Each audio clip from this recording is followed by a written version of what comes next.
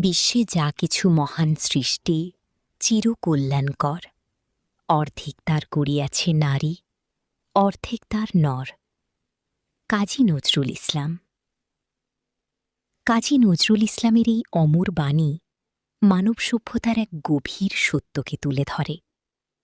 তিনি বলতে চেয়েছেন, পৃথিবীর যত মহান সৃষ্টি, উন্নতি, জ্ঞান, সংস্কৃতি ও কল্যাণকর কাজ আছে, তার পেছনে নারী ও পুরুষ উভয়েরই সমান অবদান রয়েছে।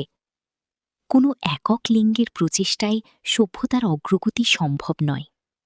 নারী ও পুরুষের সম্মিলিত শ্রম, মেধা, ত্যাগ এবং ভালোবাসার ফলেই মানবজাতি এগিয়ে চলেছে। একজন মা সন্তানের প্রথম শিক্ষক। তার স্নেহ, মমতা ও শিক্ষায় একটি শিশুর চরিত্র গড়ে ওঠে।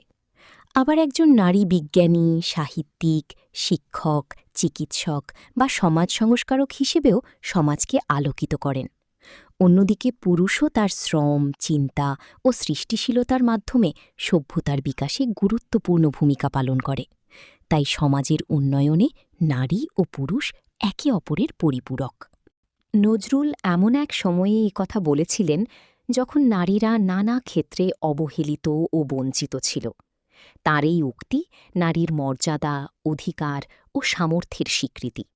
তিনি বিশ্বাস করতেন, নারীকে পিছিয়ে রেখে কোনো জাতি বা সমাজ কখনো সত্যিকারের উন্নতি করতে পারে না। আজকের পৃথিবীতে এই বাণীর গুরুত্ব আরও বেশি। শিক্ষা, বিজ্ঞান, প্রযুক্তি, সাহিত্য, শিল্পকলা, রাজনীতি কিংবা অর্থনীতিতে নারীরা নিজেদের যোগ্যতার প্রমাণ দিচ্ছেন। তাই একটি সুন্দর, সমৃদ্ধ ও মানবিক সমাজ গড়তে নারী পুরুষের সমান অংশগ্রহণ এবং পারস্পরিক সম্মান অপরিহার্য। নজরুলের এই উক্তি আমাদের শেখায়, মানবতার অগ্রযাত্রায় নারী ও পুরুষের অবদান সমানভাবে মূল্যবান। একে অপরকে সম্মান ও সহযোগিতা করেই গড়ে উঠতে পারে একটি ন্যায়ভিত্তিক, সুন্দর ও কল্যাণময় পৃথিবী।